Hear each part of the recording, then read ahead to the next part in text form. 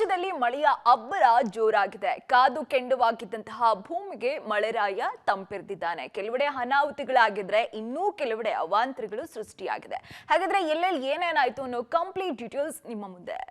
ರಾಜ್ಯದ ಹಲವೆಡೆ ವರುಣನ ಅಬ್ಬರ, ಕೆಲವೆಡೆ ಅನಾಹುತ, ಅವಾಂತರ. ಶಿರಸಿಯಲ್ಲಿ ಧರೆಗುರುಳಿದ ವಿದ್ಯುತ್ ಕಂಬಗಳು. ರಾಜ್ಯದಲ್ಲಿ ಮುಂಗಾರು ಪೂರ್ವ ಮಳೆಯ ಅಬ್ಬರ ಜೋರಾಗಿದೆ.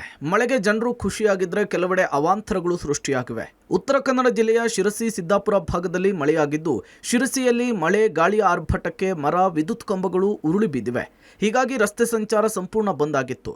ಅಲ್ಲದೆ ನಗರದಾದ್ಯಂತ ವಿದ್ಯುತ್ ವ್ಯತ್ಯಯ ಉಂಟಾಗ್ತಾ ಇದ್ದು, ಇನ್ನು ಕಾರವಾರ, ಮುಂಡಗೋಡು, ದಾಂಡೇಲಿ, ಜೊಯ್ಡಾ, ಯಲ್ಲಾಪುರ ಭಾಗದಲ್ಲಿ ನಿನ್ನೆ ಮೋಡ ಕವಿದ ವಾತಾವರಣವಿತ್ತು. ಇನ್ನು 3 ದಿನ ಮಲೆನಾಡು, ಕರಾವಳಿಯಲ್ಲಿ ಮಳೆ ಬರುವಂತಹ ಸೂಚನೆಯನ್ನ ಹವಾಮಾನ ಇಲಾಖೆ ಕೊಟ್ಟಿದೆ. ಚಿಕ್ಕಬಳ್ಳಾಪುರದಲ್ಲಿ ಬಿಸಿಲಿಗೆ ಬಾಡಿದ ಬೆಳೆಗಳಿಗೆ ಮಳೆ ಬಂದಿದ್ರಿಂದ ಮರುಜೀವ ಸಿಕ್ಕಿದೆ. ಮತ್ತೆ ಚಿಗುರಿದ ಬೆಳೆಯನ್ನ ಕಂಡು ರೈತರ ಮುಖದಲ್ಲಿ ಮಂದಹಾಸ ಮೂಡಿದೆ. ರೈತ ಬೆಳೆದಿದ್ದ ಸೇವಂತಿಗೆ ಗಿಡ ಬಿಸಿಲಿನ ತಾಪದಿಂದ ಒಣಗಿ ಹೋಗಿದ್ವು. ಆದರೆ ಕಳೆದ 2-3 ದಿನಗಳಿಂದ ಸುರಿದ ಮಳೆಗೆ ಸೇವಂತಿಗೆ ಗಿಡಗಳಿಗೆ ಮರುಜೀವ ಬಂದಿದೆ. ದ್ರಾಕ್ಷಿ, ದಾಳಿಂಬೆ, ಟೊಮ್ಯಾಟೊ, ಕ್ಯಾಪ್ಸಿಕಮ್, ಬೀನ್ಸ್ ಸೇರಿದಂತೆ ಬಹುತೇಕ ತರಕಾರಿಗಳನ್ನು ಬೆಳೆಯಲಾಗಿದೆ. ಈ ಬೆಳೆಗಳು ಕೂಡ ಮಳೆಯಿಲ್ಲದೆ ಬಾಡಿದ್ವು. ಆದ್ರೀಗ ಜಿಲ್ಲೆಯಲ್ಲಿ ಮಳೆಯಾಗಿದ್ದು ರೈತರು ಹರ್ಷ ವ್ಯಕ್ತಪಡಿಸಿದ್ದಾರೆ.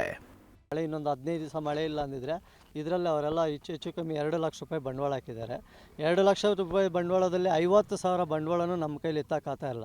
ಈಗೇನೋ ಮಳೆ ಬಂದು ಈಗ ಸ್ವಲ್ಪ ಗಿಡ ಚಿಗುರಿದೆ. ಈಗೇನೋ ಕಷ್ಟ ಬಿದ್ದು ಇನ್ನೊಂದು ತಿಂಗಳು ಹೂವು ಕೊಯ್ಬೋದು ಅಷ್ಟೇ. ಇದು ಇನ್ನೊಂದು ತಿಂಗಳು ಹೂವು ಕೊಯ್ದರೆ ಅಪ್ರಾಕ್ಸಿಮೇಟ್ ನಮ್ಮ ಬಂಡವಾಳ ಎತ್ತೋದು ಕಷ್ಟ ಇದೆ. 2 ಲಕ್ಷ ಎತ್ತಬೇಕಂದ್ರೆ ಈ ರೇಟಲ್ಲಿ ಹೆಚ್ಚು ಕಮ್ಮಿ 1 ಟನ್ ಹೂವು ಕೊಯ್ಬೇಕು.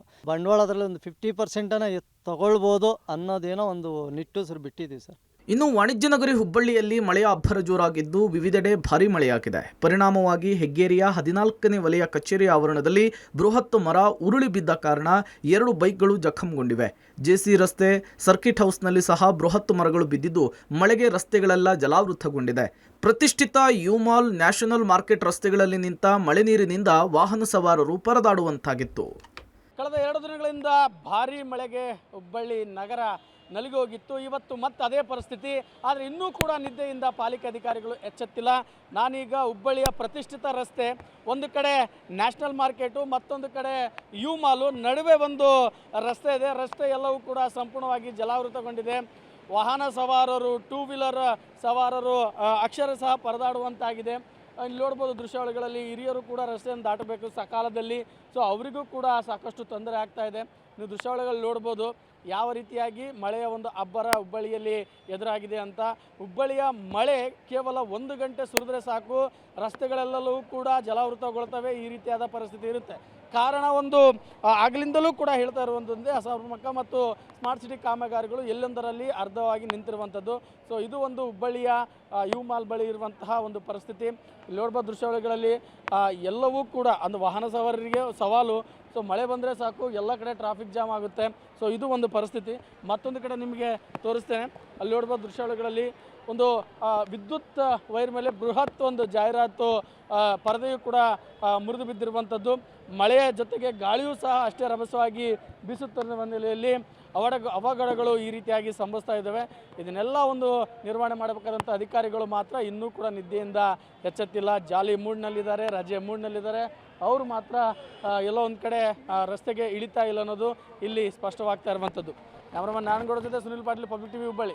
ಇನ್ನು ಉಡುಪಿಯಲ್ಲೂ ಸಿಡಿಲು ಬಡಿದು ವ್ಯಕ್ತಿ ಸಾವನ್ನಪ್ಪಿದ್ದಾರೆ. ಕುಂದಾಪುರ ತಾಲೂಕಿನ ಸಿದ್ದಾಪುರ ಗ್ರಾಮದಲ್ಲಿ ಘಟನೆ ನಡೆದಿದ್ದು ಸುರೇಶ್ ಶೆಟ್ಟಿ ಮೃತ ದುರ್ದೈವಿಯಾಗಿದ್ದಾರೆ.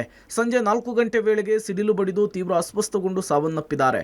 ಇನ್ನು ಉಡುಪಿ ಜಿಲ್ಲೆಯಲ್ಲಿ ಮುಂದಿನ 2-3 ದಿನ ಮಳೆಯ ಮುನ್ಸೂಚನೆಯನ್ನ ಕೊಡಲಾಗಿದೆ.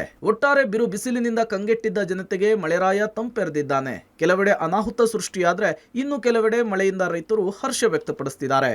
News desk, public TV.